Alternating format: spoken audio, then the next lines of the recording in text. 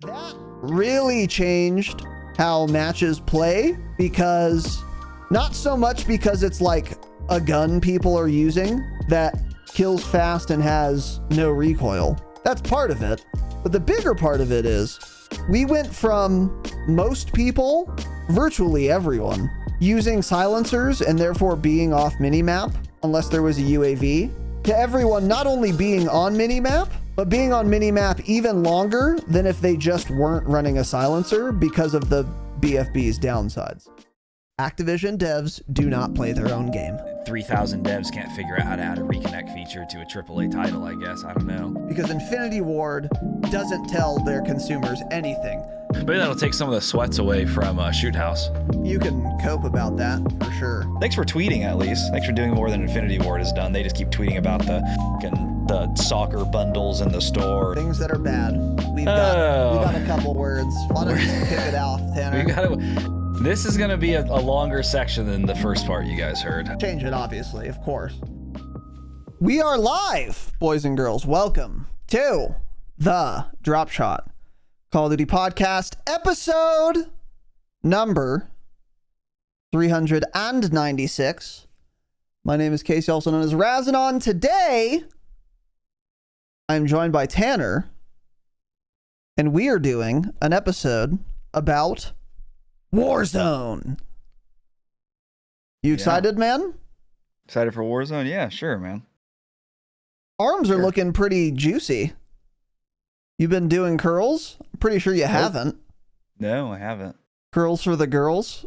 Yeah, okay. You ever heard that expression? No, I can say that I've never heard that expression, actually. Interesting, yeah. Surprisingly enough, I haven't. Not even in high school or anything. I never heard that one. Yeah, curls for the girls. Get those biceps, yeah. If you want to make your arms bigger, by the way, chat, and I am an expert. Your triceps, yeah. You got to work the tries. Yep. You got to work the tries. Don't say that like it's common knowledge, man. It's so common knowledge. That's the most common knowledge. It is. It's not, it is. Man. Yes, it is. Everybody says that. It's so common. Jeez. Bro orders a kettlebell and starts giving everybody workout advice. I'm an expert now. Yeah, that's all it takes. I'm so fucking sore, by the way. Holy shit. Yeah. I did my first little foray into the kettlebells. There's a program called Simple and Sinister. You do kettlebell swings and Turkish get-ups. And it sucks. Turkish get-ups suck, dude. They're hard and not good and bad. Yeah.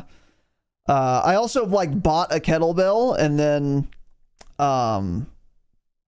my one of my roommates saw it and they were like, "Hey, we have kettlebells, right?" I was like, "Are you serious?" I didn't think we had brought any of our weights, but we did. We brought a flat bench and our whole dumbbell rack. We just didn't bring our squat rack or our barbells or plates. Is it all set up?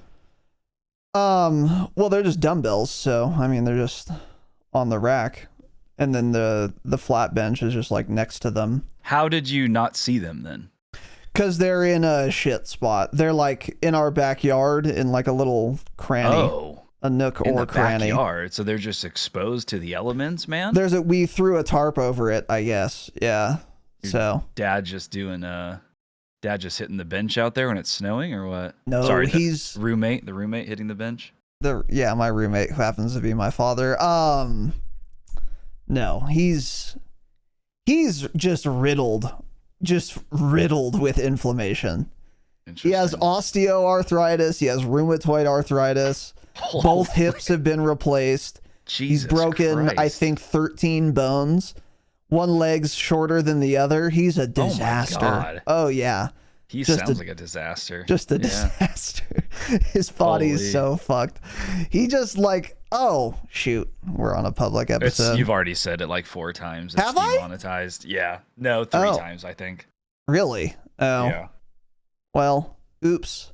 Anyway, welcome to the show. Today we won't be talking about bodybuilding, although once again, I am an expert. Today we're going to be talking about, as I said, Warzone. So this is going to sort of be a first impressions episode of Season 1 Reloaded, which normally we would have done last Saturday for 394. And we sort of did, but we hadn't really played much because the game was kind of broken on launch day, which was Wednesday. And then we had an episode on Thursday. And then we played, I think, a little bit on Friday, but it was mostly like multiplayer, actually. So today we have more experience by now with Warzone. In addition to that, we've seen more of other people's experience with Warzone since the update. Getting a sense for the meta right now, what other people are using, how other people's lobbies look, and how their games are going. And so this will be a more informed first impressions type of episode, like we would have done again last week. But more than that, I think this is going to be just kind of, as the title on YouTube right now suggests, a look at Warzone. Because frankly, there isn't that much that really changed. There sort of is, because there were only a few changes really in terms of like things that impact Warzone that have been impactful. There's been like the new muzzle and the nuke contract. And then maybe you could argue like the HRM, that sort of changed things, but it's like a different skin. There's a different cosmetic in your kill cams now. Like, it's not actually that different. We're going to get into it.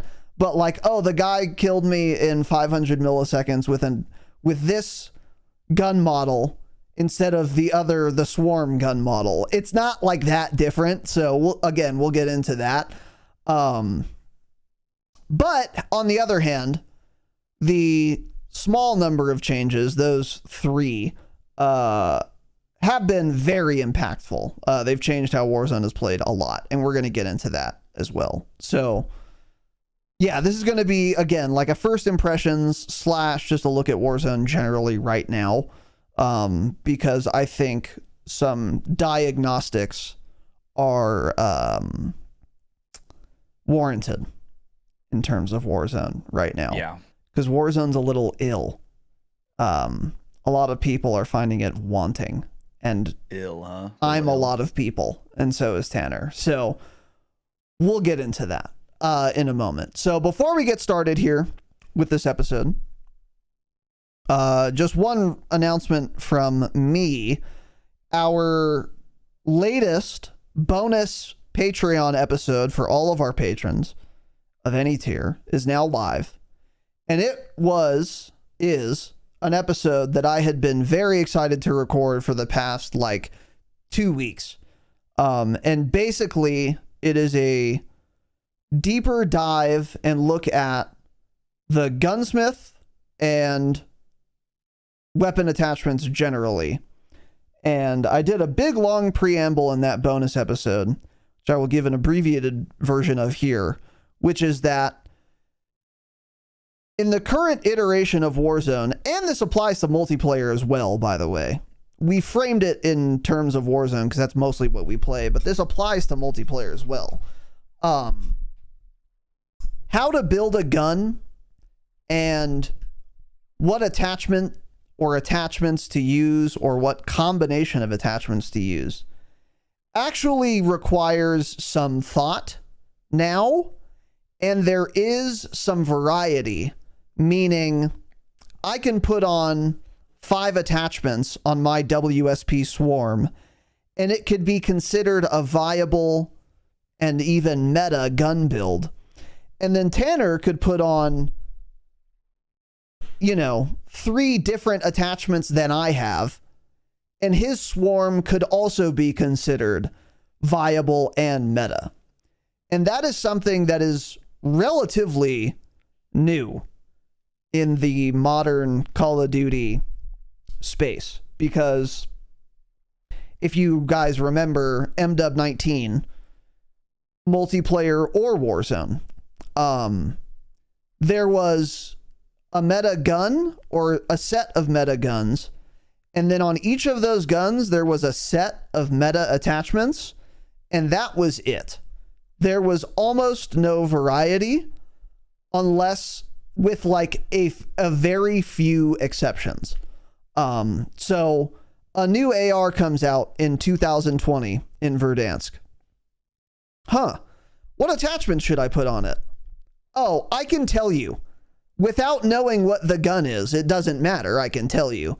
Extended mags, VLK, monolithic suppressor, the longest barrel it has, and the commando foregrip. There you go. Meta done. No thought. So on the one hand, that was kind of cool because it made it very easy.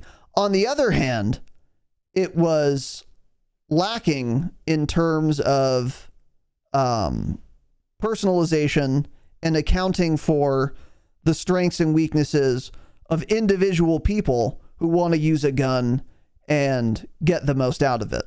So like one person may be very good at controlling horizontal recoil and one person may be very bad at it.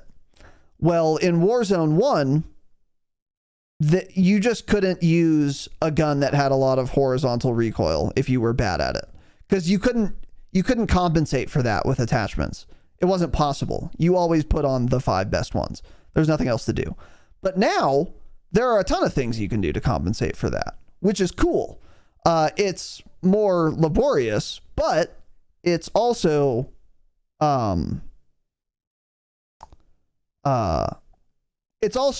better because it allows more for personalized. Yeah, it allows for each person to be able to use more guns that they might not otherwise be able to use because of the attachment suite we have now.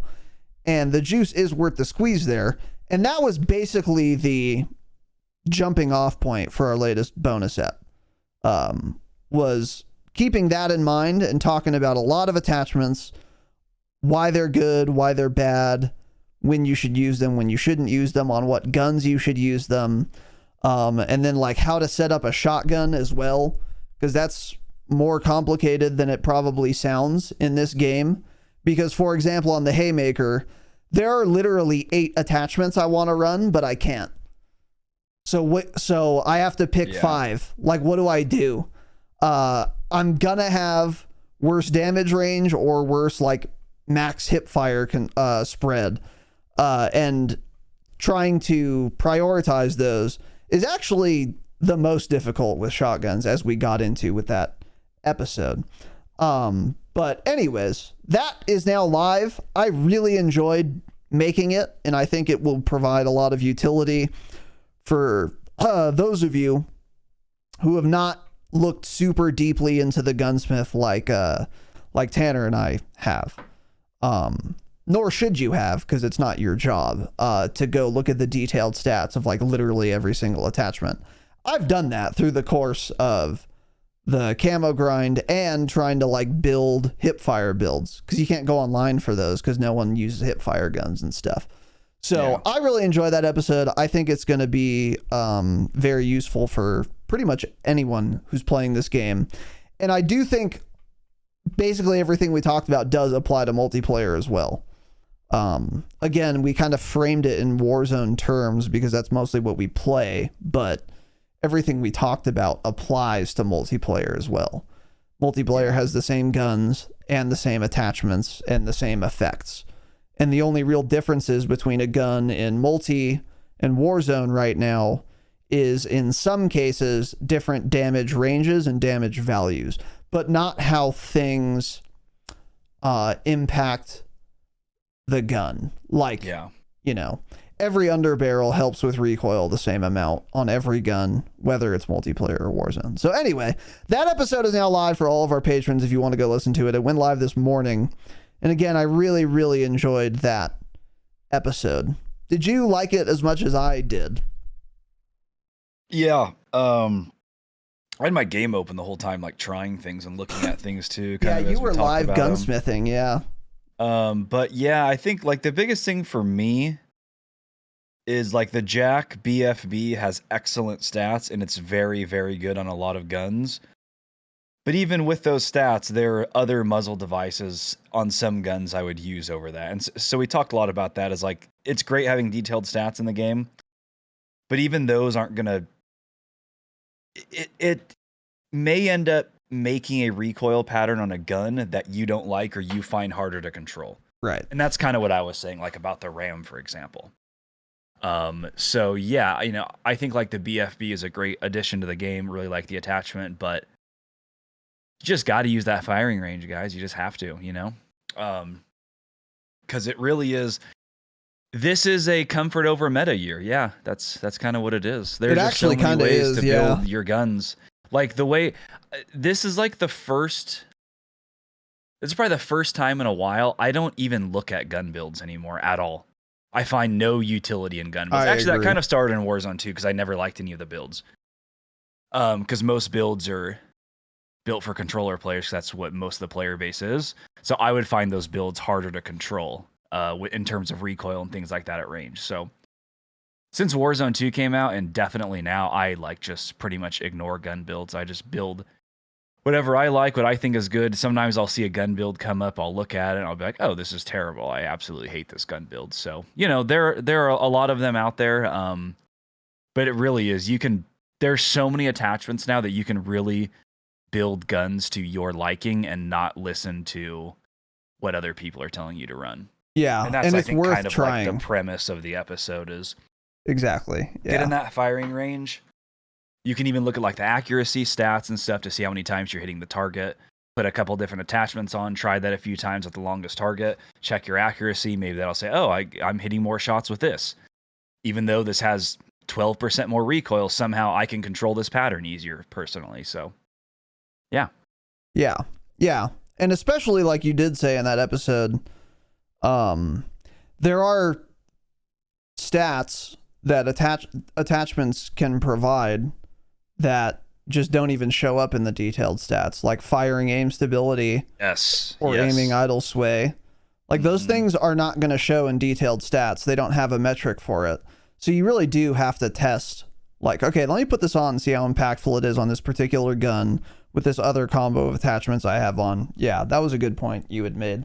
And by the way, just as a quick aside, I remember sub episode 100 saying in MW19, the first game where we got the gunsmith, I was like, yeah, this gunsmith is kind of lacking and trash, but I like that they're doing it because they're going to probably keep iterating on it for CODs in the future, and eventually they'll like get it right.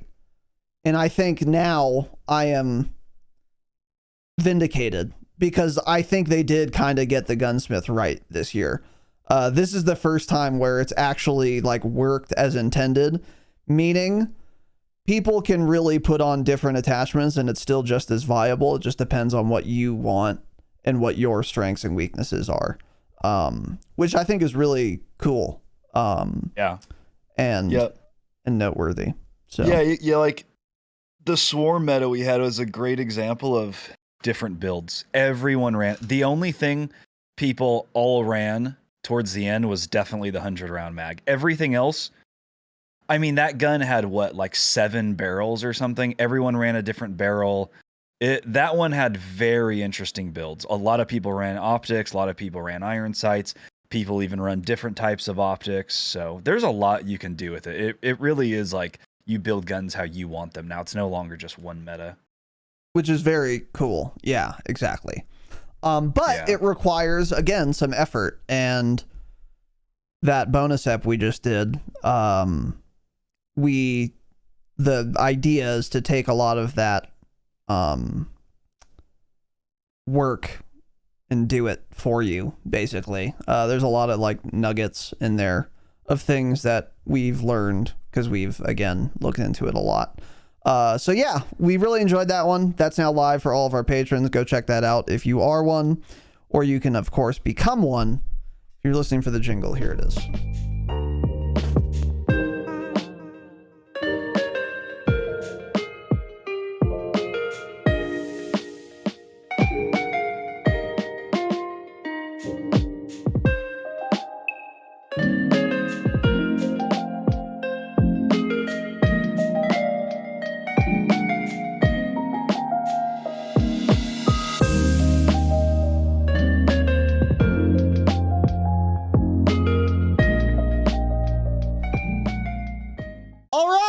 Boys and girls, welcome today.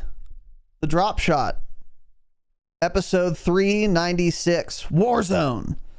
So yeah, we've written down a smattering of things. Again, as I said in the announcements, there weren't too many changes at all with Season 1 Reloaded. And that's primarily because they listened to the community and just scrapped the big thing that was supposed to be new with this update. Piece of content, yeah. Right, which was the covert exfil weapon case thing, which we'll get into. But for the few things that did change in Impact Warzone, they were very impactful. Like the BFB muzzle has completely changed the landscape of what guns people are using right now, and therefore how matches play out. It's really kind of crazy. There has never been, I can say this with certainty, there has never been a single attachment that has impacted Warzone more than the JAK BFB has. Like, not even close, in my opinion. You could maybe make an argument for, like, I don't know, Dragon's Breath, but I don't think that gets you there at all. But we'll get more into that. So we've written down a list of, again, just random first impressions or thoughts on the update and Warzone generally. And these are in no particular order. So bear that in mind as well. Now, starting out, this is a note that Tanner has written. I agree with this. It does seem like the Interceptor nerf finally went far enough. I am not seeing anyone using it anymore. This is not that surprising. I don't know if it's because the gun is like terrible now, because it probably isn't. It's probably still usable and even viable. Mm-hmm. But when you compare it to like the RAM, then it seems less attractive. Plus, it does still use sniper ammo, which is still annoying. So if I can use a RAM and like get, you know, a close TTK or better, plus close ease of use, and also not have to deal with like buying 8 munitions boxes and having to throw them after every gunfight, I'm just going to do that. And most people are kind of on that thought process, which is a good thing. The Interceptor was not particularly fun or exciting to play against or even with. That's one of the annoying things, is like every once in a while there's a gun that gets introduced that's really overpowered, but it's not even fun to use. So like, for example, the Maelstrom double barrel shotgun with the dual trigger, where it like one shots everything, but you have to reload after every single shot. That's a perfect example of a gun that's overpowered, but I don't even want to use it because it's not fun to use, and I don't like having to like shoot a guy and then like go run away and put 2 more slugs in or whatever, shells in. Like, it's really annoying and not fun to use, but it's also overpowered, so it's kind of like damned if you do, damned if you don't. That's kind of how the Interceptor was for me, even before this latest nerf. It was like, yeah, it's really good, but it's so annoying having to like constantly pick up sniper ammo, being out of ammo sometimes. I don't like it. It's not very fun. It was fun and exciting to like get a team wipe in 5 bullets, to be clear, but you know, there are occasions where the overpowered gun is also not fun to use. So it's like, if I don't use it, I'm just going to constantly get farmed by it. But if I do use it, I'm not going to have fun because it's not fun to use. Those are the worst. Yeah. Those are the worst overpowered guns. And I think the Interceptor was sort of in that camp. So I'm glad that it's been nerfed. Most overpowered guns are not this way. So we can think of like the DMR back in the Verdansk days. That was wildly overpowered, but it was very fun to use. Oh, also. that was a blast, yeah. So like that's all of the those opposite broken metas were M16, AUG. Those were all very, very fun, yeah. Right.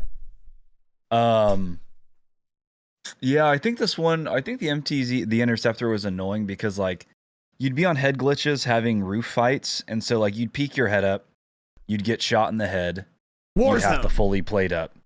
You'd peek again, you'd get shot in the head, you'd have to fully plate up.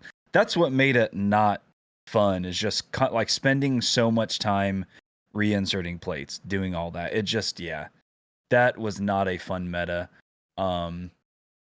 But yeah, it seems to be like people are completely off this gun now, which is nice. Yeah, for sure. We needed that. Yeah. So yeah, agreed. Anyway, what is this next little point here? Next thing here. So they had said something in the patch notes about like improving lighting inside of buildings.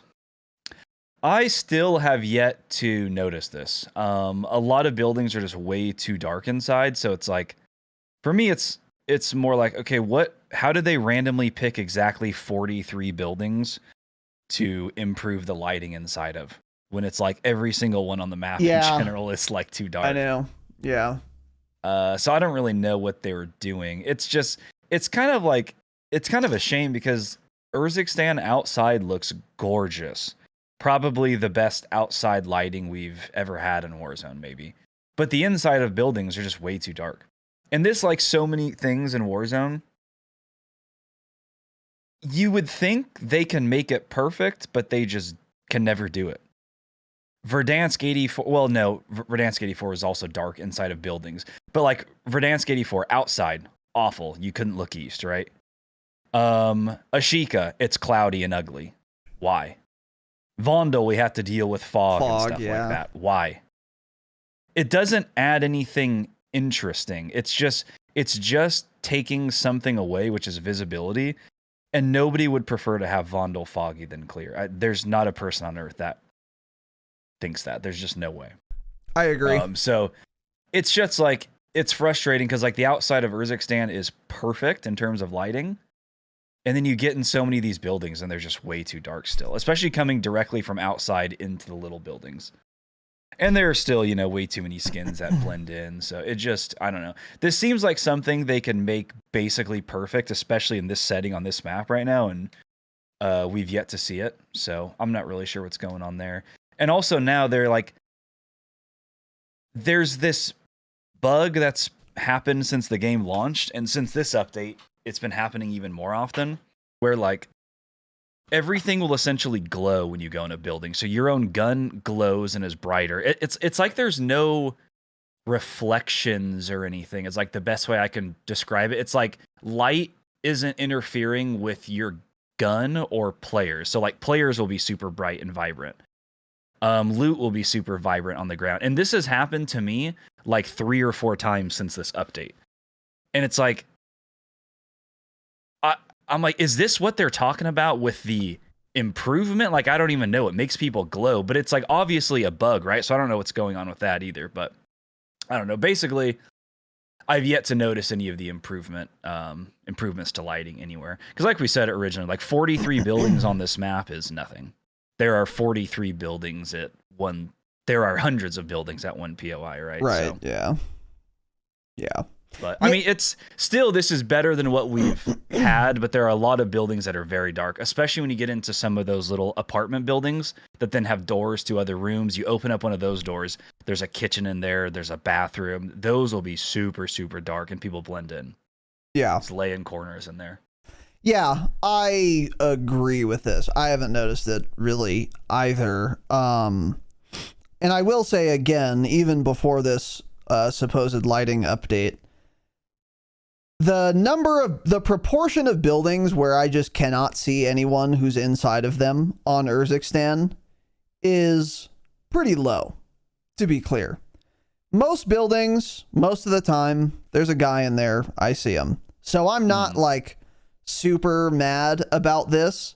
Yeah. Because we've had worse, like Verdansk, for example. There were the proportion of buildings where you can't see anyone was way higher in Verdansk. So, however, in the buildings where you can't see anyone because it's too dark, you equally can't see them now or back in Verdansk days. It's just that there are fewer of them now, so it's not as big of an issue.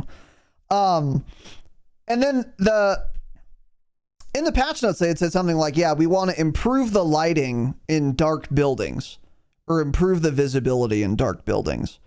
I think this is the wrong tack for the devs to take because they're never going to make it such that I see people in dark buildings unless they add like a very noticeable red outline like they had done in the experimental playlist, which I don't think they're going to do. So instead of focusing on making other people more visible in dark environments, here's an idea. Get rid of the dark environments, and instead of doing all these kind of goofy, like, oh, we want to make it so you can see the enemy better when it's dark in these dark buildings. Put lights in the dark buildings, though. Actually, just do that instead. Because I can see people in most buildings where there are lights on. So let's just turn the lights on or add some to all of the problem buildings. Instead of making it easier to see people in the dark, take away the dark spots so that I can always see people. Because I do see people very well when there is sufficient light. So just add sufficient light to everywhere where there isn't, and then problem solved.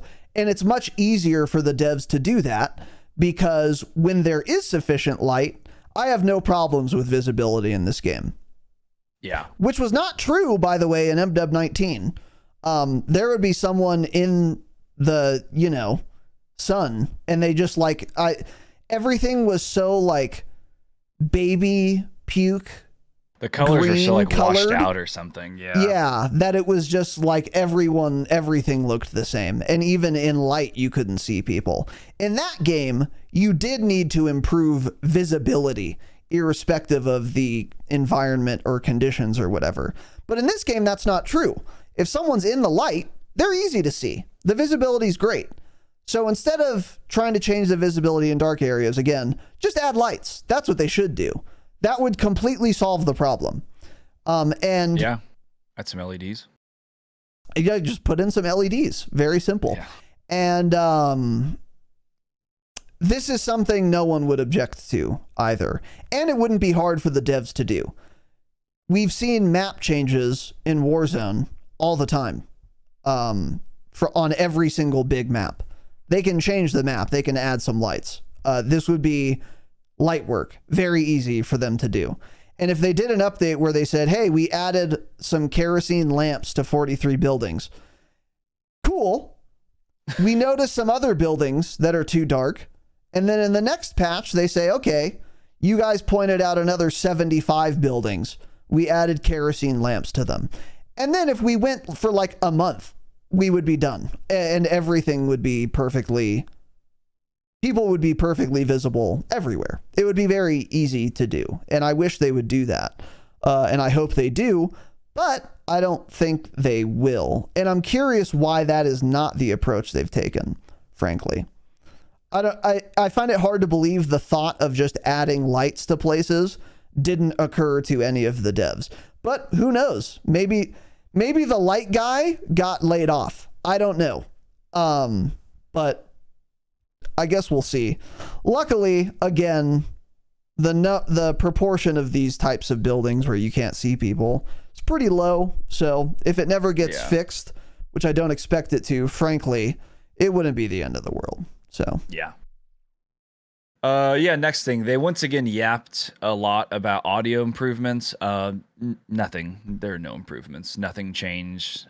No changes to footstep audio, nothing. So from here on out, we will officially we will skip over whenever they talk about audio because, as usual, nothing changes when they say they make changes. So, that's cool.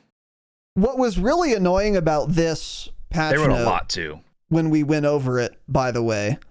And I'm pretty sure I said this, is like they had talked about, making audio improvements and making, again, fixing audio occlusion or whatever, and like changing footstep audio. That is not the problem with audio right now, or at least it is not even in the top 3 biggest problems with audio right now. And I'm really annoyed that they are looking into making audio improvements, but they are just looking in the complete wrong spot. Where you guys need to be looking at audio right now is not with occlusion problems, because those don't seem that bad, or footstep audio, because those are actually in a pretty good spot, frankly. Not perfect, but pretty good. The big audio problems right now are zip lines, parachutes, and people just dive bombing. These are all silent. That's the big audio issue right now. Not in that order, by the way. People being silent like a peregrine falcon dive bombing me at 250 miles an hour and I don't hear a sound. Hey, these aren't birds of prey. They're human beings. Make them louder. Also, it's a video game, so even if you would be silent in real life, which you wouldn't be, I don't care. Make them louder. Yeah. That's the number 1 problem. The number 2 is parachutes simply not loud enough. Make it sound like a bullwhip is cracking right next to my ear.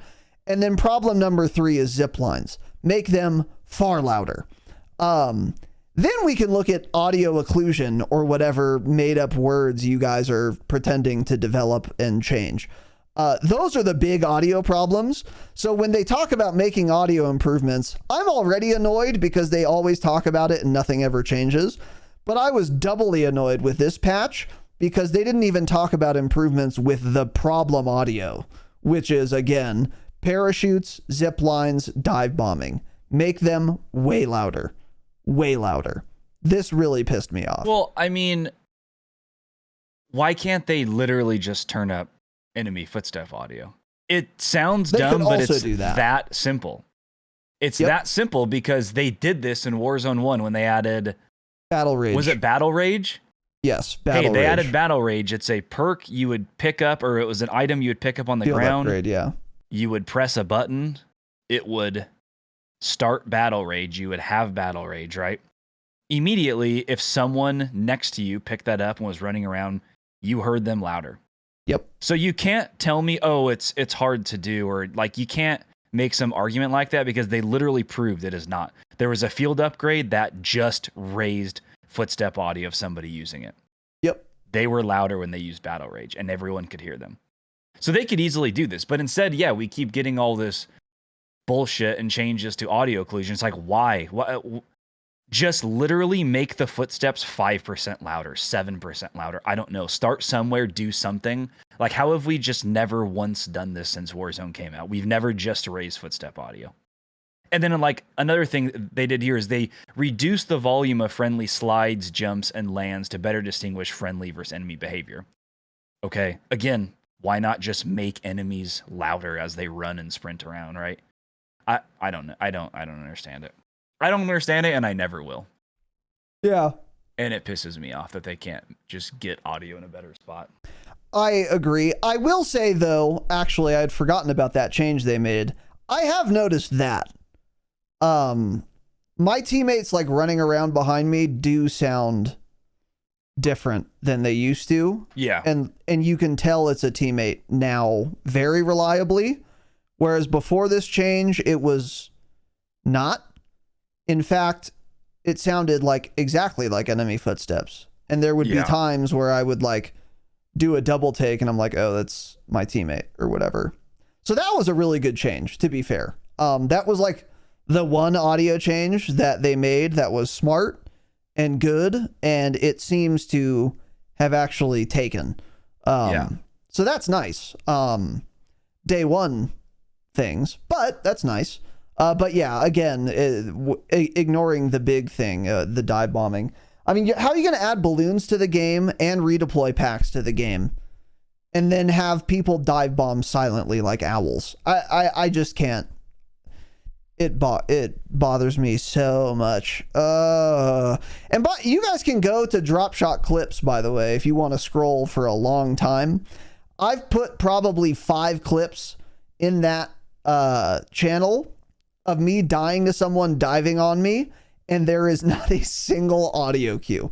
Yeah. You guys can listen to it yourselves. I mean, if you're playing, you already know this though, so you don't need to, but anyway. Yeah. So moving on.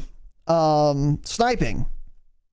So they nerfed sniping by way of nerfing 3 attachments for the Cat AMR. Those attachments were Spire Point rounds. They lowered the velocity benefit they give you. The long barrel, they lowered the amount of velocity that barrel gives you. And I believe it was one of the muzzles, they lowered the velocity benefit it gave you, one of the silencers. So before the change, most people were using the Cat AMR, the only one-shot sniper in the game. Hold on. And I'm sorry, I had to write another note down. But yeah, they nerfed those 3 attachments, and that's what most people were using. Maybe not all 3, but like everyone, for example, was using Spire Point rounds on the one-shot sniper, and they nerfed it pretty heavily. And then the other 2, a lot of people were running as well to just max that velocity. So I think before the update, you could get a max of like 1,300. I don't remember, but now it's less. I think the maximum you can get now is like 1050 or something. All of this is to say, I've tried sniping. I tried sniping before the update, and I tried it after. Before the update, before the nerfs, sniping was sufficiently difficult, but not overly difficult so as to make snipers unusable. In other words, it wasn't so bad that it was like the explosive rounds in Warzone 2, where that was the only way you could one-shot someone, but it also had 100 bullet velocity. So it was in like a good spot, I think, before the update. Yeah. After the nerfs, I think it's still in a good enough spot, but I don't think any of these were warranted, frankly. I don't think it was trivially easy to snipe. And I don't think these nerfs were necessary. However, with that said, the nerfs were tame enough to where you can still absolutely snipe, and it's still absolutely viable. And the only real difference now is that it's a little more difficult.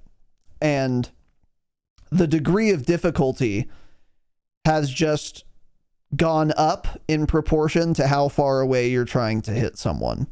So like if I'm taking a snipe at someone 40 meters away, pre-update and post-update, it's equally trivially easy to do. Yeah. Well, not depending on if they're moving, obviously, whatever. It's equally difficult in either case. But someone like 150 meters away, it is now noticeably more difficult than before the nerfs. But again, still absolutely doable. And especially if you get a lot of reps in and you get that kind of muscle memory or instinct for how much travel time your sniper now has and how much drop it now has. If you really dial that in, it's going to be fine. It's still, you can still hit all the same shots as often as you could before once you get used to it. It's not that much worse bullet velocity. I agree. It's not like high explosive rounds in Al Mazrah. That was different. That was such a low velocity that you could not realistically hit targets moving at range every single time. That was such a low velocity that you could not get fully used to that ever. Because you had to lead people so much, and there was a ton of bullet drop. This, the bullets still go pretty straight. It's going to be the same thing once you get used to it. Yeah. You'll still hit the same people running. You'll just have to lead them a tiny bit more. But yeah, it is not near. I mean, we're still nowhere close to the level they were in El Mazrah to use, the difficulty to use them. Right. And I hope they never get there. So yeah, sniping is still completely viable, just like it was before. And I again, I don't think the nerfs were warranted, but they weren't dramatic enough to really change much, which makes you wonder why even do them. But anyways, my bigger point, and this is where we're getting a little bit away from first impressions and more into a look at Warzone generally, is where is the one-shot capability for all the other snipers? Because with this update, I was kind of expecting that to be added. Now, again, I thought I'm getting less confident by the update in this, but I had thought originally, like, okay, we have one-shot sniper right now, the cat, and pretty soon here, they are going to also give one-shot kill potential to all the other snipers, but not every sniper will be able to do it at any range. They will be range gated depending on the gun, so that the faster mobility the sniper has, the shorter its one-shot damage range is. Just like they had done in Caldera. And then some guns would still keep the unlimited range one-shot capability, like the cat, for example. They still haven't done this. This would have been the perfect update to do it. And I am now growing concerned that they never will, frankly. Now, to be clear, I don't know if there's any other sniper in the game right now that should be able to one-shot at any range. Maybe the new Stalker, because it's also pretty slow. It's bolt action. It's a big gun. I thought it's quite a bit faster. I think it handles a lot better, I'm pretty sure. It's definitely faster. I don't know if it's a lot faster, though, but maybe it is. So, like, we could quibble about if that should one-shot at any range. But, like, the other snipers, so the longbow, for example, I think that gun should be able to one-shot headshot someone, but only up to, like, 18 meters or something. And then if you put on a bunch of damage range attachments, you can eke out, like, 25 meters. That would still be balanced, in my view, because it's still a, I guess it's technically a bolt action. It fires like more like a semi, but it's still a sniper. It still has a tremendous amount of flinch. It's still going to be the case that if you don't hit someone's head inside of 25 meters, you're probably dead. Because that person's probably using an AR and they're within 25 meters of you, so good luck. But on the other hand, you would get massively rewarded if you do hit the headshot in that range, and I think that would be balanced.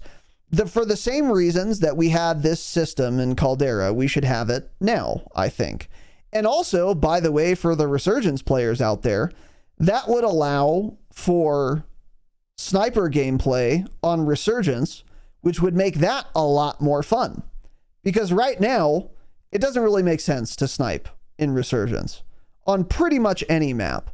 You can do it, like you can build a cat like Goofy, and we talked about this not in our last brainstorm, but the one before it. It's probably possible to build a cat and do decently well sniping on maybe 2 of the maps, Vondel, and 1 of the 3 Urzikstan Resurgence maps, maybe. But it would be a lot better if we could also use all the other snipers that are in the game, or the snipers from MW2 as well, by the way, and they just don't one-shot at any range. That would make Resurgence a lot more fun, I think, because it would give players the opportunity to snipe, which would be cool. So now I could either snipe or use an AR, whereas right now I'm pretty much pigeonholed into just using an AR. And even if you don't like sniping, it would give you more enemy variety, which is also fun. It's kind of boring running around on Vondel and every single person's using a ram. There's no variety there. Oh, there's a guy on that roof. He's using a ram. Oh, there's a guy across the street. He's using a ram. It's like, well, what if some of those people were actually using snipers and you caught the sniper at 15 meters and you got first shots on? Well, now you just like got a free kill because you're inflicting an insane amount of flinch. He's never going to kill you with the sniper anyway. And you get like rewarded for that. Or you get punished for trying to cross a street and some guy's sniping. Whereas maybe you don't die if they're like using a ram or whatever. More enemy variety, even if you don't snipe yourself, is also, I think, a good thing because it makes the gunfights more varied and therefore less boring. So I wish we had gotten this change with this update. It would have been the perfect one for it, especially since they took out all the content of the update, which was going to be the big thing, was going to be the covert exfils in the weapons cases. But we didn't get it. So now I'm wondering, are we ever going to get it? Because it would be really annoying if we got this in season 3 when I'm already like beating off to leaks of COD 2024. You know what I mean?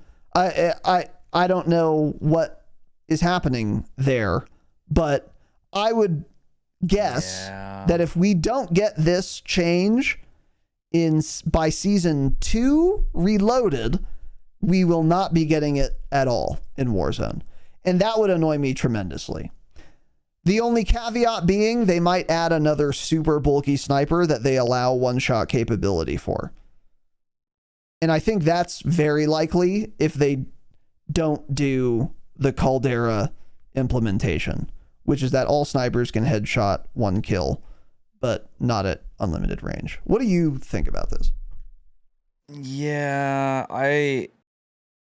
I feel like same thing. That's exactly what I was going to say. If we don't see other one-shot snipers come in by season 2 reloaded, I don't think we ever do. If they don't mention it, and if we don't see any changes about like, oh, we're going to do some sniper balancing coming soon, like stay tuned. If we don't hear any of that and we get no changes, I think that idea is just dead. Yeah. Another thing that kind of makes me think the idea is dead. So like they nerfed the specific cat barrel, right, to have less velocity. They nerfed the spire point, which was you can just swap the high velocity. That doesn't really matter. But it's just interesting that they nerfed that cat barrel because looking at true game data, the XRK Stalker is a faster sniper and it has way better base velocity. Really? So it makes me think if they had an idea going forward to make other snipers one shot, I feel like they wouldn't have nerfed a specific barrel on the cap that's going to hurt velocity when this sniper has better mobility, faster ADS time, while also having 200 more base velocity. It just doesn't make sense. I see what you're saying. So I'm kind of thinking that idea is dead. Yeah. So the XRK Stalker, you could build high velocity, a barrel, and a suppressor to have 1400 velocity while still having faster ADS time than a base cat. Wow. That is with a long barrel and a suppressor on it. Yeah. So I feel like if they wanted to make other snipers one shot, they wouldn't have changed a specific barrel on the cat and nerf the velocity on that. I kind of think they're just planning on sticking with this, which is insane, but I think that's what they're doing. It could be the case that they just don't plan on making the Stalker one shot at any range. And then all of those facts would still line up. Because yeah, if the gun was that good and it also one shot at any range, then there'd be literally no reason to use the cat. Mm-hmm. You know what I mean? Yeah. But if they're thinking we're only going to nerf the cat because we plan on doing the Caldera thing for all snipers, in the case of the XRK though, we're going to have it at limited range, maybe 40 or 45 meters or something. Yeah, that's possible too, but I do see what you're saying. Yeah, that is worrisome. They just haven't talked about it at all either. That's where I'm getting worried as well, is like, especially with how communicative Raven has been, you would think they would have mentioned somewhere at some point, or even on Ted's personal TL at any time, up until now, that they are planning on having other snipers one shot at limited ranges, but they haven't said anything about it to my knowledge. So yeah, I don't know. Yeah. I don't know. I guess we'll see. But anyway, what is this next little item here? Today's episode is brought to you by our Patreon, where we offer our members all of our EPs ad-free and early access. Starting at just $5 a month, join at the gold tier. Patrons also get a unique Discord role, as well as 3 raw, uncensored Call of Duty bonus episodes every month. In addition to, of course, the backlog of every bonus episode we've ever done in the past. Our first bonus episode this month was a Warzone brainstorm. We got into some perks, and we talked a lot about flex versus high alert. We talked about quick fix versus tempered. I even considered restock as a perk. Go listen to the whole episode if you want to hear more details on that, because I know it sounds kind of crazy, but hear me out. I mean, we got into a little tac stand stuff as well, among other things. And then another bonus ep we're going to be doing shortly will be on weapon setups and attachments specifically, and how those interact and how you should be building guns, especially with the new JAK BFB muzzle. Now there is a lot to say on attachments and how to marry those attachments, and that's going to be our next bonus episode this month, and I'm very excited to get into that because there are a lot of attachments that people just don't really know about. If you wanted even more content, you could join at $10 a month. For the platinum tier, you get everything gold gets, along with a Q&A episode where only you guys ask or hear the answers to questions.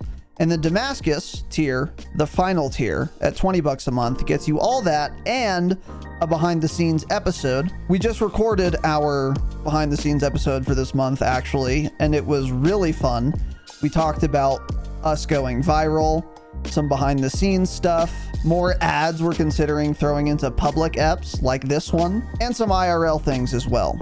In addition, you would also get the Damascus only patron hangouts every month that we do, and the Discord Damascus Lounge, which is the most active channel in our Discord. If you hated hearing this ad, sign up for the Patreon. You'll never have to listen to another ad of any type ever again on this program. Let's get back to the show. Next thing. So the addition of an attachment such as the JAK BFB, this is a great sign in my opinion. I really hope we see more attachments like this added to the game. It's very interesting that they added something with that helps so much with recoil control, but then you get a trade-off of showing up like an advanced UAV on the minimap for everyone. I think this is a really good idea they have. This is another example of something that the devs add to the game that not a single person ever thought of, but it's a great addition to the game. So this is really cool. And I think it's a great sign that it was received so well, because they're very likely to do more things like this in the future. I mean, they can do so many different, they could have so many different ideas for attachments that can give you really good pros, but also really rough cons. So it would make you build your gun entirely different. I mean, they could do anything. You could add like some sort of suppressor maybe that's going to like extend the effective damage range by a lot. Like, I don't know, 30% or something, 40%. Like, what is a normal AR barrel? What are most of those extending the damage range by? Like a good one's what, 10% or something maybe? The RAM has one that extends it, I believe, 24%. So, like, they could even do some crazy things with suppressors then, or some sort of muzzle device that, like, extends that damage range by 40 to 50%, but it's going to do something like add a bunch of recoil. So you could have that trade-off, and you can use that to get a really good damage range, but then you're going to have to change your entire build up and really build it for recoil. So you're getting a crazy damage range, but your gun's going to be slower and still a little bit harder to use. Like, there's just so many variations of that they can do, trade-offs. And I think that's really interesting. And I hope we continue to see this. Because even now, like, we have muzzle devices that keep you off there. You're still pinged on the radar because it's loud, but it doesn't last as long. They're like little flash hiders and muzzle devices right now in the game that do that. So I think we'll continue to see this, and I'm glad they added something like this in. Yeah. It's a really good idea. Yeah, it's something, yeah, like you said, it didn't occur to pretty much anyone in the community that you could do something like that. And it's a really good idea because, yeah, it's like really strong pros and really strong cons and unique cons that we've like never seen before. That's awesome. And the fact that it is being well received, and it's also balanced, by the way, which we're going to get into. I think that's like a great sign. And I do look forward to other attachments of that type. And that's where it's a shame with the AMR aftermarket double barrel thing, where they really dropped the ball. They could have done so many things to make it just like the BFB muzzle, where it has crazy pros and crazy cons, but they just didn't. They just like totally fumbled. Whereas on the BFB, it's like a perfect implementation. But like, again, an attachment that gives you 2 barrels, so your fire rate is doubled. That's a really cool idea. And they could have implemented it in a way where it makes sense. And again, the pros are really strong and the cons are really strong as well. For example, pros. Here are all the pros. You're doubling the fire rate of the gun. So that's really good, obviously. And without changing anything else. And then the cons would be way more recoil, a ton more recoil, way slower handling, because when you're aiming down sight, you're lifting up the weight of 2 barrels instead of 1. Way slower ADS speed, sprint to fire speed, movement speed. And then also you could do something maybe beyond that. You probably have to do more than that, I would imagine, if you're going to be doubling the fire rate. So maybe cutting down the damage range like in half or something. Yeah. Or having the attachment just disallows a muzzle device. That would be a pretty big con as well. And it would make sense logically. It's like, okay, well, now there are 2 barrels on my gun. I think so am I does. allowed to do a muzzle? And it like, yeah, so it probably already does that. Yeah. Yeah. So like that, keep that in. So like you also can't be silenced this way. Maybe it also has the BFB downside where you're like on radar longer since you're firing 2 barrels at once. That logically kind of makes sense. It's like, oh, okay, you're firing 1 gun, but you're shooting 2 barrels at the same time. Like you're going to be on radar longer or something, you know, like they could have done that really well too, but they just didn't. And then who knows what else you could think of. I mean, if there's so many things they could do. Yeah, exactly. Like if the devs sat down and thought about this for an hour, or if the community did, they could come up with a bunch of really cool, impactful, unique attachments like the BFB, where it has big pros, big cons, and it changes the game a lot, or changes a gun a lot. I think that's really cool. I think we will see more of them, and that's really exciting. And it adds a ton more depth to an already pretty deep and well-designed gunsmith. Yeah. So this has been like this shining star, I think, not only of this update, but in terms of innovation, this is the coolest innovation that MW3 has brought, in my opinion, is literally 1 muzzle device. Mm-hmm. Actually, because like Tanner said, it sets a precedent to where now we know we can do crazy things like this that are super impactful and well balanced, and well implemented. So I'm a huge fan of the BFB. I think it's an example of innovation done right. Yeah. And that's good. That's what we should all want to see. So, on the topic of the BFB, there are a lot of people using it now. And that changes the game tremendously. In multiplayer, probably to some degree, although that matters less. But in Warzone, games feel way different right now than they did before the BFB existed. So basically, because the BFB came out, a lot of people looked at guns that are already in the game, or that were already in the game at the time, and said, this gun is really good, but it has a lot of recoil. It kills really fast, and it has a really forgiving fire rate and really good damage range and velocity. But really the only downside is it has a lot of recoil. But now there's this new attachment that helps my recoil by 60%.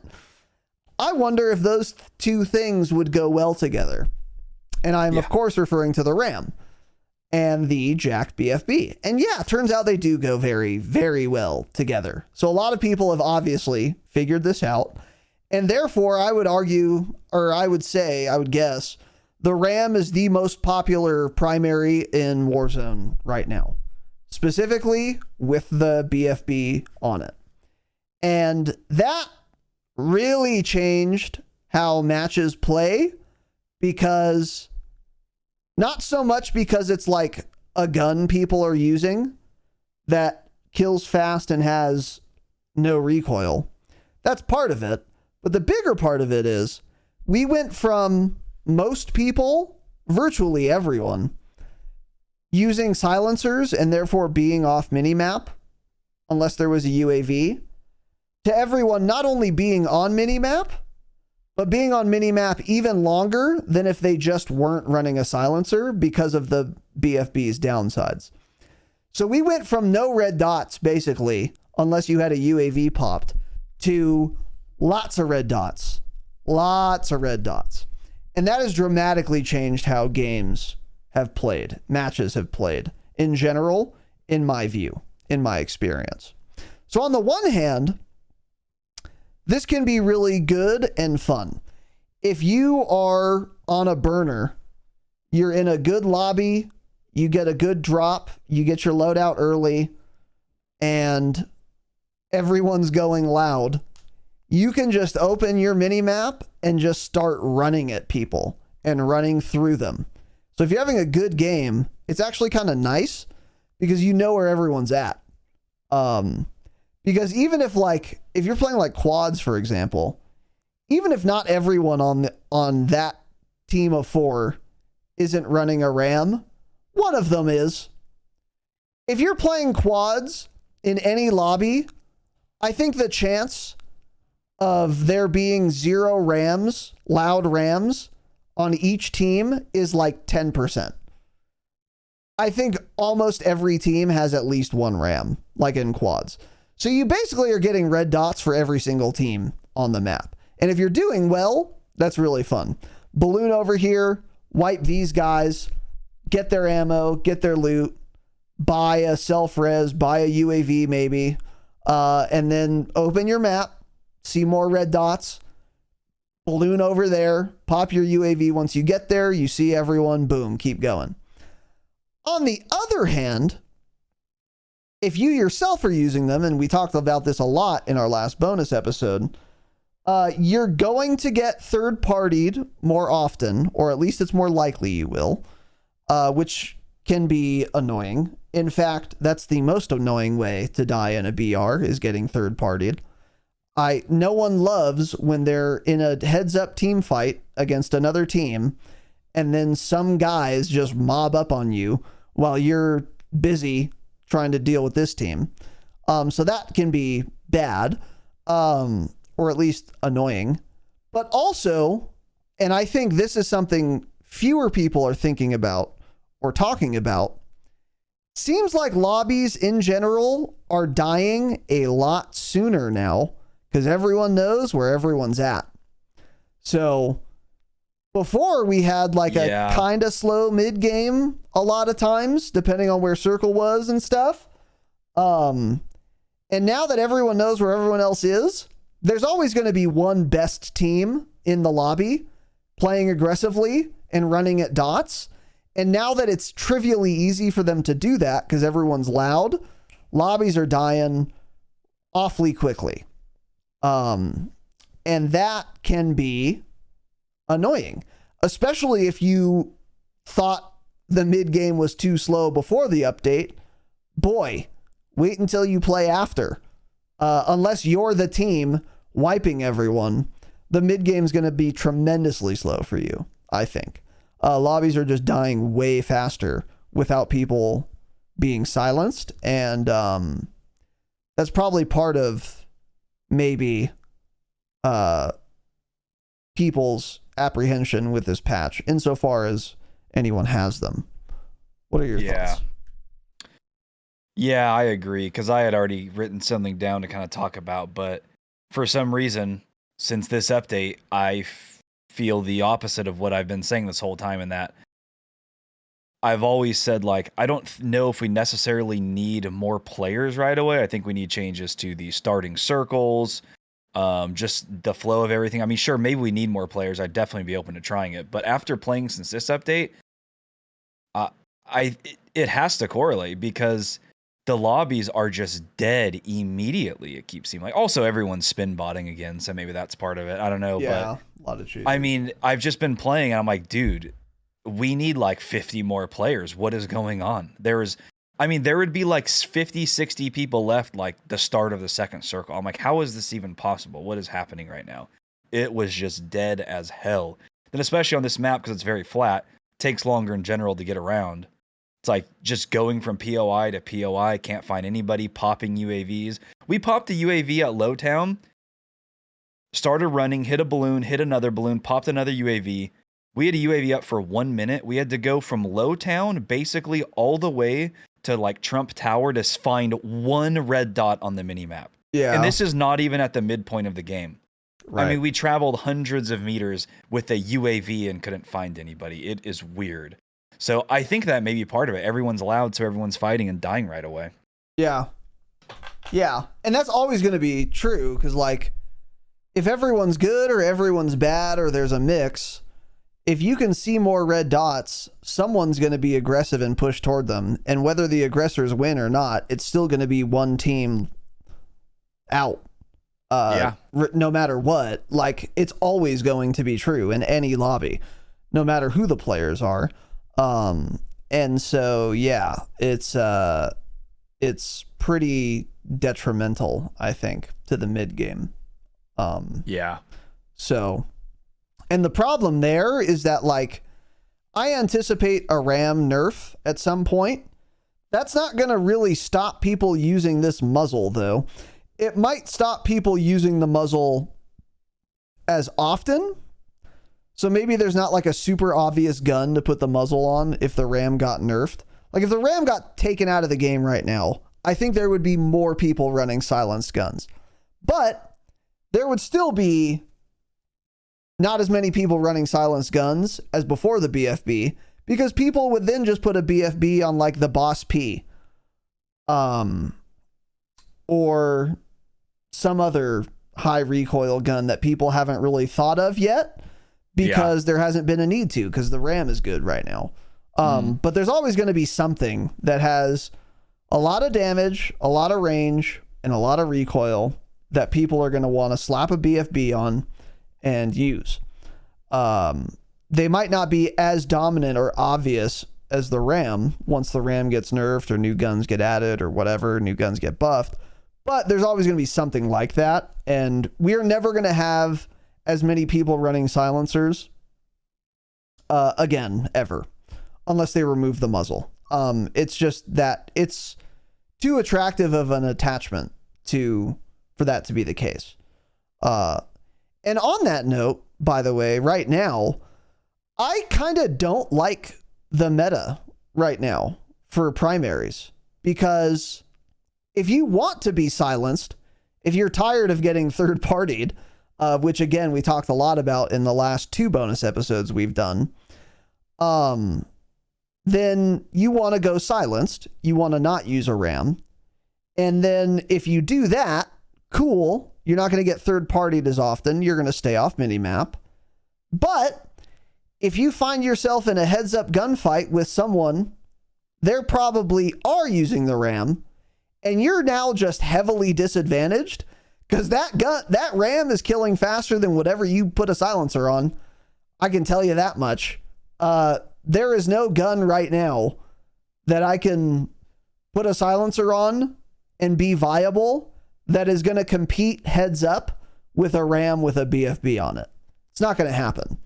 So it's like, I can either run a silencer, get third-partied less often, surprise more people, and get those benefits. And those are worthwhile benefits. I'm not saying this is not viable at all or not doable. But if you do that, you're going to be, again, heavily disadvantaged if you find yourself in a heads-up gunfight where you didn't surprise the other team. Because they're probably using Rams, and they are going to have a way faster TTK than you, and it's not going to be very hard for them to hit all their shots. So that's pretty annoying if you want to be silenced. It's like, man, I don't want to get third-partied. I also don't want to just lose every heads-up gunfight I get into. So what do? Yeah. Is it uninstall, wait for another patch? That's kind of it. It's pretty rough being silenced right now, unless you're just surprising every single person in every single gunfight, which won't happen, especially end game. Like a silencer right now, I think, is going to do a really good job getting you closer to end game.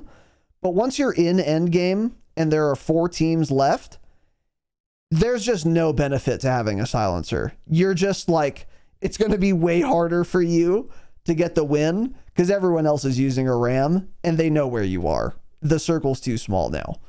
So it's like, okay, I can run a silencer and get farther to the end of the game and then guarantee that I lose, basically. Or I can just run the RAM also and then be getting third-partied a bunch, possibly.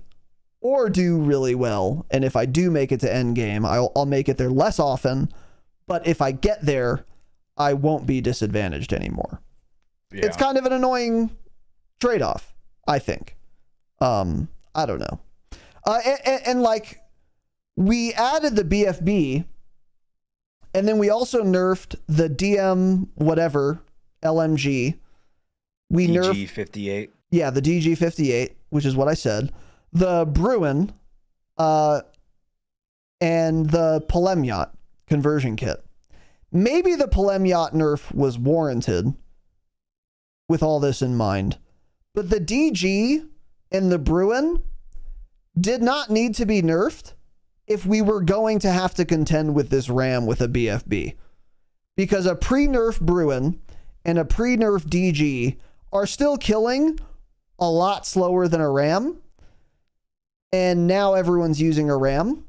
So, like, let me keep the pre-nerf stats for those 2 guns and then put a silencer on it. And then I'm still going to be disadvantaged in a heads-up gunfight with a RAM. Just not quite as disadvantaged. I think that would have been warranted. But that would have been kind of hard for them to predict, to be fair.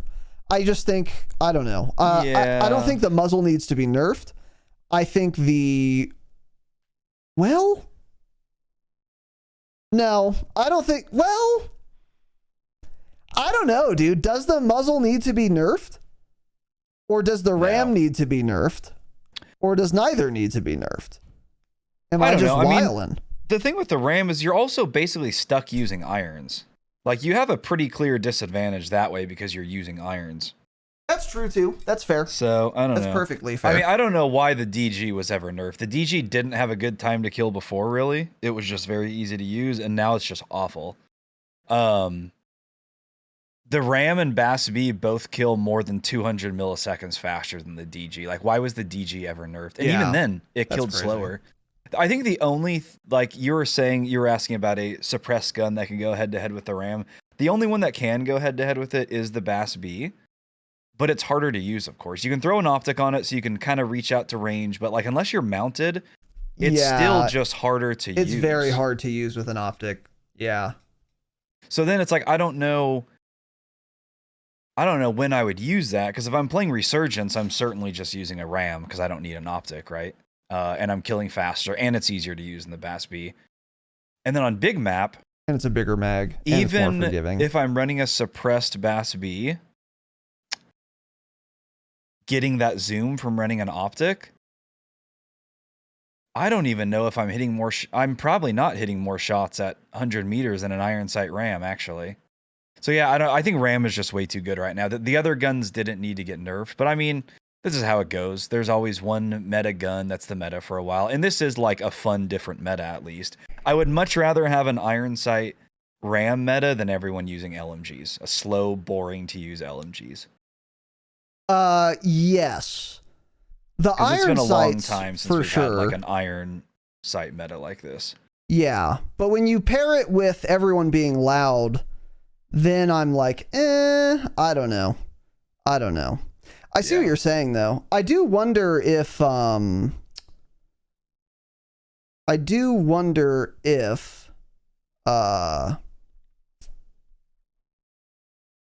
BFB needs a nerf.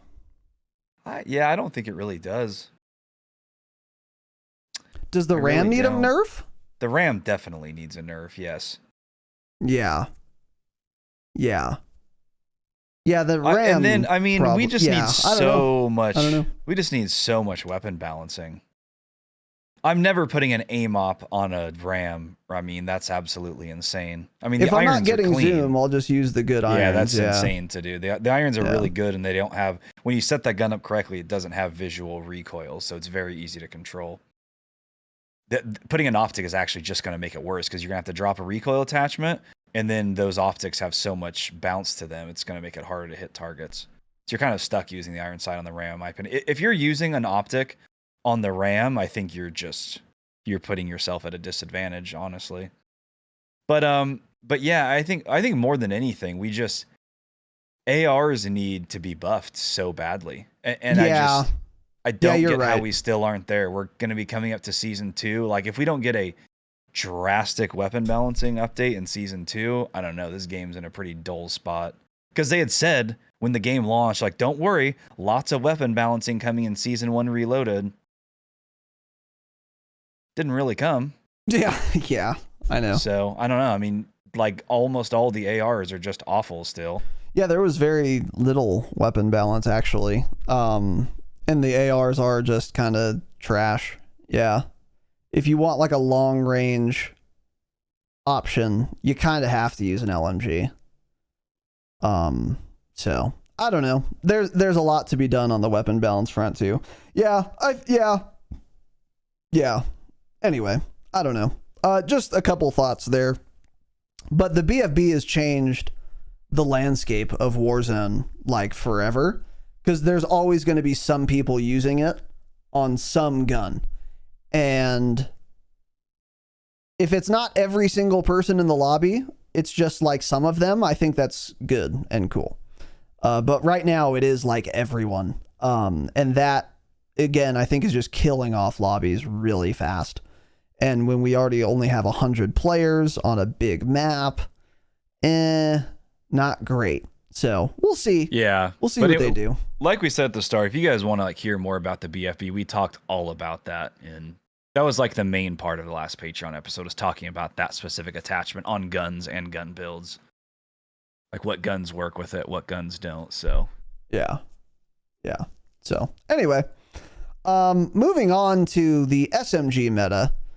I think it's still pretty like whatever. I don't know. There are new guns in the fold now because the HRM has come out, has unlocked, I guess, is usable, and it's really good and viable. The AMR was also buffed, its fire rate by like 6%. So that's like definitely in the fold now. It might have even been in the fold prior to that buff, but especially now. And then the Swarm is still absolutely usable. So, like on the one hand, there are some options in terms of close range weapons to use, secondaries. But on the other hand, they're all pretty similar, and it doesn't feel that much different than prior to the patch. Especially like the HRM versus the Swarm. My experience using those guns or dying to those guns is virtually well, not using them, but my experience dying to those guns is going to be the exact same. Like I run into a building or some guy runs at me. He ADSs on me very quickly. He starts shooting me and I die very quickly. That's what it's going to feel like dying to an HRM or a swarm. It's going to feel exactly the same. And the benefits of both are very similar. They're high fire rate, very fast handling, very fast time to kill. The AMR is a little different because it's very slow handling, so you can actually catch people out with it. And then using them does feel different, to be fair. Like using an HRM feels way different than using a swarm. I think that's probably a lot more dramatic on KBAM though, to be fair. If I were on controller, I would imagine using an HRM or swarm would feel pretty much the same. I'm going to have very fast handling with both. I'm going to kill very fast with both. My screen's going to shake around a little more when I use the swarm, and I'm going to have more bullets. That's kind of like it. So I don't know. The SMG meta, I think, is still fairly uninteresting, but it's not terrible. Because again, you do have like the long range option, like the AMR, where you get a lot more range, but also the downside is you get a lot worse handling. I think you can still say that about the Striker as well. That's kind of a middle ground between a swarm and an AMR. So it's healthy enough, I guess, but it's still largely, I don't know. I guess it's better than I originally. I don't know what you really expect and want to have for an SMG meta. It's not like they can make it drastically different. They all have to kill around the same time to kill up close. I don't know. I mean, the HRM, it's not even like comparable like to the swarm like at all. Like even dying to it, I don't know. At least somebody just doesn't push your building with a really fast gun and have 100 bullets to take everybody down. Plus the HRM is different because it has, I mean, maybe the best irons in the game. When you put on the long barrel, it feels very, very clean. It doesn't have like a lot of that visual shake either that the swarm has. I like it a lot. It's one of my favorite SMGs we've ever had in Warzone already. So for sure, it's in my like. I think top it's a good. Three, I think actually. I think SMG meta like actually couldn't be much better. I mean, there's still people talking about the Striker 9, which I've yet to try. I don't think I would like that gun anyways. Not fully understanding that one, but I haven't tried it. I mean, you can still use the Striker 45 as like a sniper support one. You can use the AMR 9 as a sniper support, and there's other builds a lot of people are running now for faster builds like the short barrel, a lot of things like that. The Swarm is still really good up close, and you get a 100-round mag with it. The HRM is good for everything, really good irons. I think it's a really good balance right now. Yeah, but SMGs are easy to balance. Yeah, I mean they're all. It's just you're balancing close range, and that's it. You just have a high fire rate gun that kills around 610 milliseconds, and that's it. That's what they have to do. Yeah, I guess I've been thinking more about like being on the receiving end feels very similar with a lot of gun but maybe you're right. That's always going to be the same though. I mean, even like Warzone. But there was the SMG meta that I idolize was like late Cold War, late like Verdansk, where we had a ton of different SMGs and they were all good but at very different things. So we had like the Cold War MP5, which was the fastest time to kill but only inside of like 4 meters. And then there was a step up from that, like another SMG that killed really fast up close, but not as fast as the Cold War MP5. But the upside was that its first damage range was instead of 4 meters, it was like 7.5. And then there was another one where you kept going like that. And then you went up to like the Milano, which was not killing very fast up close, but it had like an absurdly long first damage range. So much so that people were putting like the axial on it. Like that was really cool because there were a bunch of little steps where you could use a different SMG. I don't remember each and every example, but you get what I'm saying. However, people are doing that with the AMR now, with the AMR right now. Exactly. You're kind of right. On it. I think we do actually kind of have that. It just, it doesn't feel that way a lot of times, because if you're using an SMG on this map, it's usually very, very close.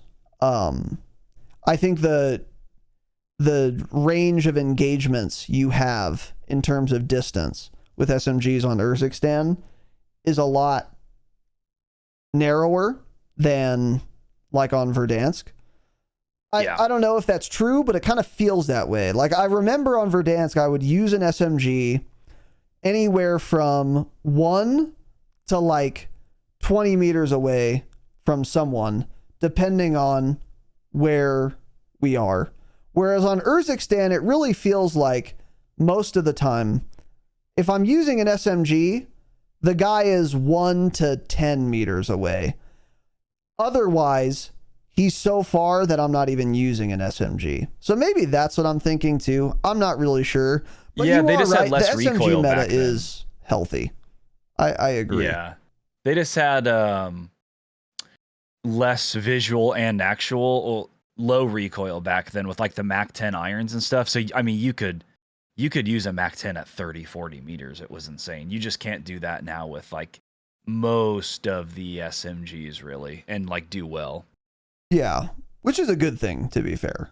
Plus, it really is like comparing, say if we're comparing it to Verdansk now, everybody is 3 times as good at the game. So it's like you start shooting some guy at 40 meters with your sub, he's just already slid away, and he's just that's gone a good at that point too. That's a good point like too. Everyone has become so good at the game because it's been out so long now. Yeah, that's a good point too. You could get away with shooting someone with an SMG on Verdansk at a suboptimal range because the person you're shooting at wasn't Biffle. But now everyone is. My lobby has 100 Biffles, yeah. Right. Yeah, that's a fair point too. So yeah, I guess I overstated the SMG meta. How I will add though, there has been more variety at certain points in Warzone, and I would like some more variety. But they're doing a good job getting there. Like, there's definitely more SMG variety right now than I think there's ever been post-integration, right? We've got the AMR, we've got the Striker 9, we've got the regular Striker, we've got the Swarm still. So I think... HRM, yeah. Yeah, I think there's probably more variety than there's ever been. So they'll probably continue doing that. So, I think so. Yeah, like I feel right. Probably...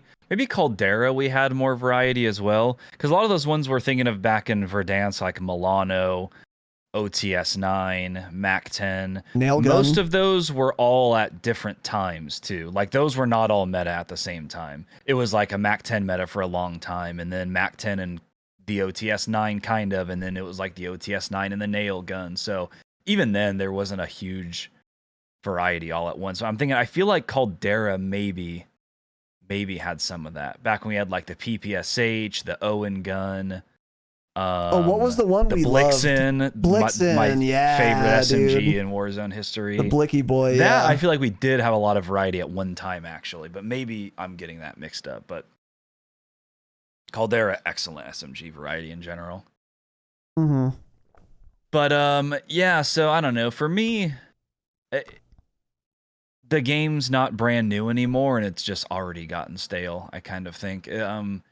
I'm personally just like sick of the 2 Resurgence maps we have. I never liked Ashika that much. I still don't think it's a horrible map. That being said, it's still probably the worst Resurgence map we've had in the game, but it's playable, you know. Vondel I played a lot of last year because I didn't like Big Map, so I played a lot of Vondel, so I'm just kind of sick of that. So it's like, we have 2 Resurgence maps, and I'm just personally bored of them already. I just can't replay them too often. And then, like, one-shot sniping was really fun because we didn't have good one-shot snipers for a while, but even that's kind of getting old now. it's great to have, but we'll never go back to the Swiss car meta where you have instantaneous ADS time, great mobility. I couldn't just slide in the middle of the street, all of a sudden ADS, some guy shooting at me, headshot him from 100 meters away. You just don't get that anymore, and we never will. So that's kind of unfortunate too. I'm glad we have one-shot snipers, but kind of just like in this meta with the RAM, I've been enjoying that, so I really haven't been sniping as much either. And the biggest thing is we just haven't gotten really much new or interesting content thus far. So like this Reloaded update was kind of a bust, which isn't even really Raven's fault because we all complained about the covert exfils, the weapons case, and so they scrapped it. That was their piece of content.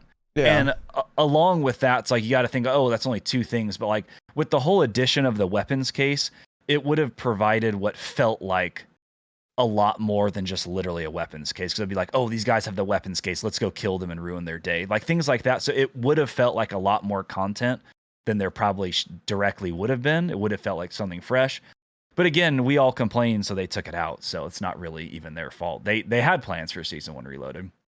It would have been something to grind for, too. Yeah. Like unlocking all 7 blueprints or whatever. Like that's something I would have been interested in. And I think a lot of people would have been. And we just don't have that now.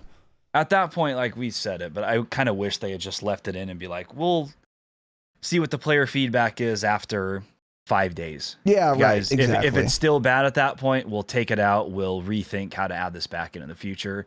Would have liked to see that kind of, as much as I probably don't think it would have been good for the game. I kind of wish they didn't just scrap it, but I don't know. And then, of course, we received the Champions Quest, but I mean, that just 98% of the player base will never be able to attempt one, so it doesn't matter for most people. Also, like, early on, I thought Champions Quest would end up ruining the flow of the game, ruin the matches, make them die off super quickly, which may be part of it, because my first 3 matches, 2 of those 3, there were teams doing nuke contracts in. I'm like, really, dude? But then since then, I never saw one again. But I don't know. And then even that, like, the whole everything around the nuke contract to me is just like boring. Grinding for nukes, I don't get it. It's boring. Like, I would much rather just have Warzone ranked and watch people stream that. So it's like there's nothing new or interesting in this update to see on streams. In my opinion, that's actually exciting. And for just sure. Like, I don't know, it just there's nothing. We've got no content basically so far. Yeah, I agree. The game does feel incredibly stale to me right now as well. Like, it's not to say the game isn't fun, because it is, again, as we've been saying. But like, no matter how fun a game is, I can't play the same game for no reason forever, you know. And the mechanics themselves being like fun and intuitive is only going to get you so far with most people, and I'm in that camp as well. The novelty is worn off completely by now of like the new map and the new mechanics and all that. Again, not to say the map got bad or the mechanics got bad. They didn't. It's just that the novelty's worn off. Like I get it. I'm used to it now. And then you maybe can say, oh, well, you can go play Resurgence. It's like, okay, well, there's no novelty there either. We got the new mechanics on Resurgence. That was cool, or is cool. But again, it's not adding enough for a novel, fresh feeling. And we still have the same maps. And then you could say like, oh, we got Urzikstan Resurgence. And that's like 3 new Resurgence maps. That is true. And I did commend the devs for doing that, which I stand by the way, because it's a smart way to repurpose assets you've already done the work of developing. However, the novelty of Urzikstan Resurgence wears off way quicker than if it was a new dedicated Resurgence map, because even though it is like a new play space for Resurgence, each of the 3 Urzikstan Resurgence maps, there are still areas that you are very familiar with if you've been playing regular BR Urzikstan, because they're all directly taken from the big map. So even that novelty wears off very quickly. So like, I can't really go to Resurgence for that. Getting one-shot sniping back, again, very cool. It did have some novelty. But now that novelty likewise has also worn off. And like Tanner said, and I think this is super true, we only have one option if we want to snipe, literally one gun. And that makes sniping pretty repetitive and boring if you want to snipe all the time. Like, for example, in, Verdansk and even Cold War, I would mess around with different snipers, especially in Verdansk. There would be games where I want to use the HDR for that, like, really high velocity option. There are games where I would want to use the car. There are games where I would want to use the SPR. I remember using those 3 snipers in a rotation, like, all the time. I would use all 3 in a day.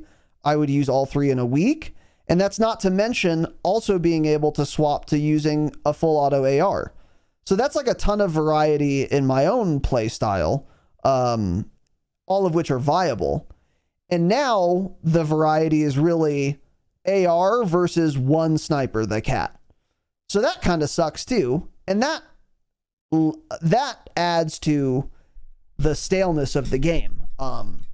You can't really get that variety from like what guns you're using when anything else hasn't changed.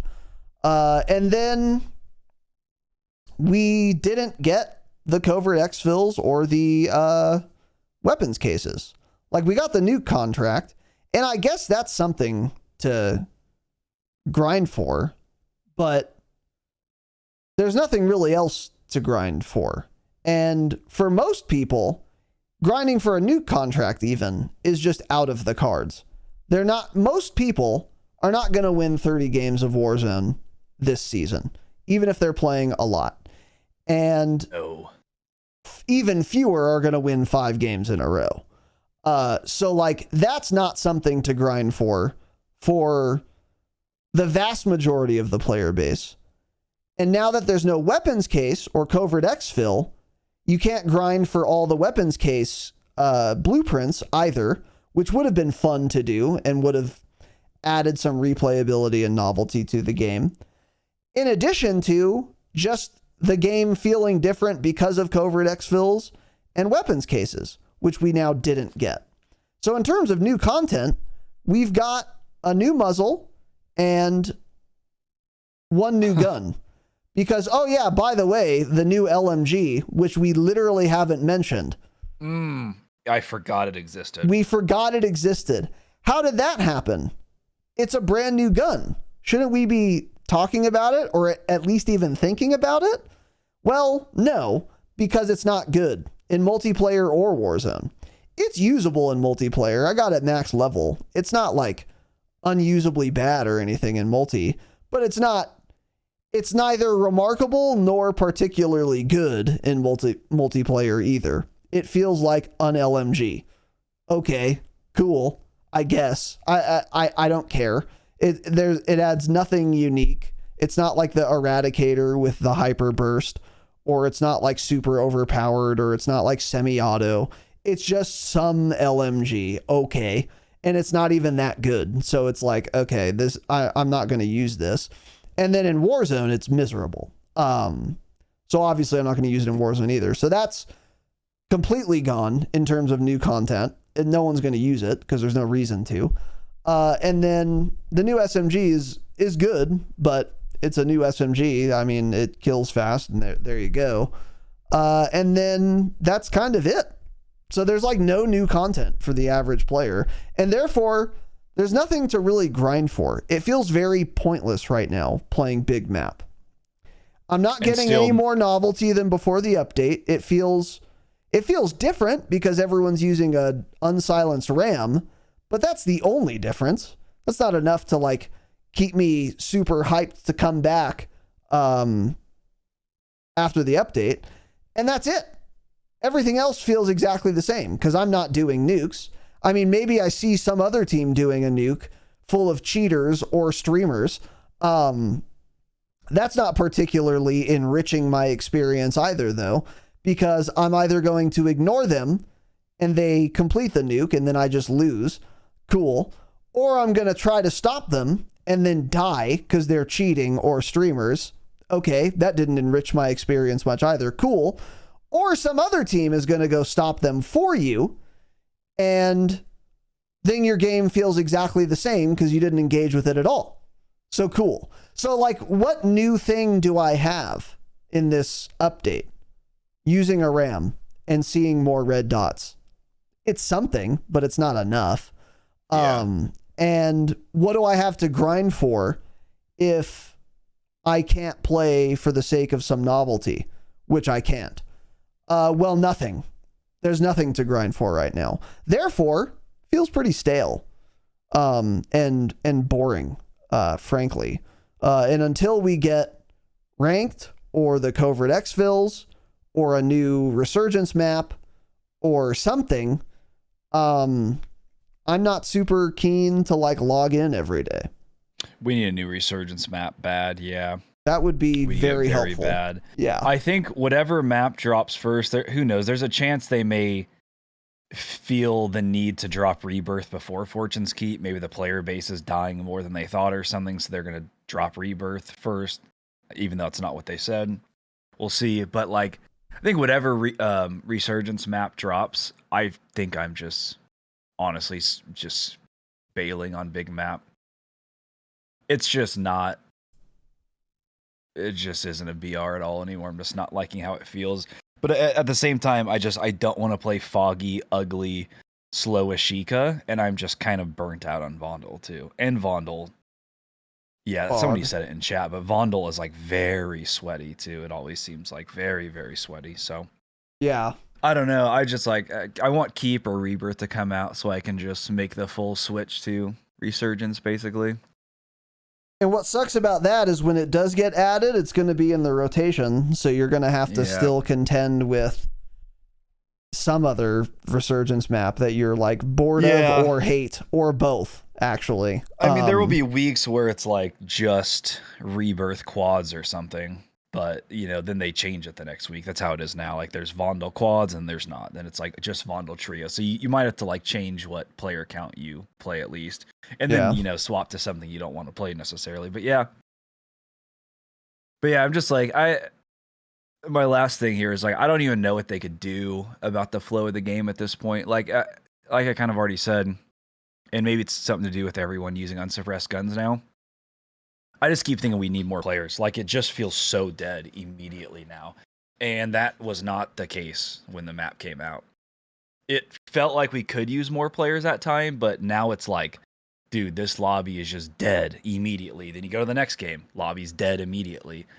So it just feels the opposite of what I've been thinking and saying. But, I mean, it's also just you load into a match, and every single match is a default circle, and there's hardly ever an infill event. So there's like nothing different going on.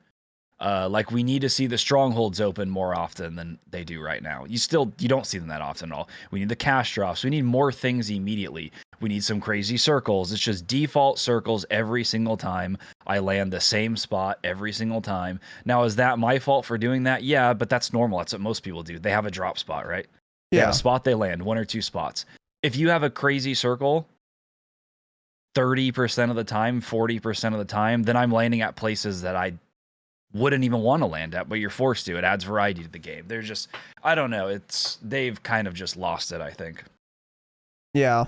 They've just lost the whole idea of Battle Royale. Yeah, that's been a recurring theme for, I mean, quite a while now, unfortunately, since Caldera, but it's definitely true right now. It really doesn't feel like a BR, and that doesn't help either. That doesn't help wanting to play because it feels very low stakes right now, even playing quote unquote Battle Royale. And that is what was so attractive about Warzone when it first came out, and BRs in general, is that it was like a higher stakes game mode than multiplayer. So like, you would be more nervous, you would really not want to die, and kills would feel way more rewarding because you know that guy's like out of that lobby now, you know, and now that feeling is pretty much gone, even in regular BR. you know, that doesn't help with the replayability factor at all. And like Tanner said earlier, by the way, I should mention it. I would have liked to have seen them try the covert exfil and weapons case thing, but also with the RAM BFB meta right now, boy, if you thought lobbies were dying fast now, can you imagine if there were weapon cases? It would be a holocaust in the first like 3 minutes of the match, and the lobbies would die even faster. So like on the one hand, I would have loved to have seen it, but with the current meta, I think it actually would have played really, really bad. I think it would have killed off lobbies even faster. So I don't know. You know what would have been great to see is the covert exfils and the weapons cases, just so we can see what it's like before they ultimately scrap it, if that's what they wanted to do or that's what the players wanted. And then also we added 30 more people to Warzone, by the way, to maybe counteract that a little bit. Yeah. That could have been really cool. And that would have felt a lot different. But we didn't get it. So yeah, overall, that's pretty much it for this episode. I guess the thesis is that Warzone is really stale right now. It's stale for me. It's stale for Tanner. I don't know what the sentiment is in Discord, because I still see quite a few people in our community playing. But the thing about that is, if people get bored of Warzone and they feel like it's stale, they tend to just stop talking in our community because it's a Call of Duty podcast. So people just disappear and they're hard to notice. So who knows how many like average people agree with us. I'm curious what your guys' thoughts are. So let us know. Yeah. We will be back next week with our regularly scheduled programming. We've got one more fire bonus episode in the works for this month for all of our patrons. And then our last Patreon episode, once again, just went live this morning. It was on the gunsmith and attachments and stuff. And again, one of my favorite bonus episodes in a long time. So be sure to check that out if you're a patron. And if you're not, you could consider becoming one. You get all those bonus eps, the whole back catalog, and ad-free early access for the public episodes. We'll see you next week. Follow us on Twitter at the Dropshot Pod. Join the Discord and stay humble. Stay humble.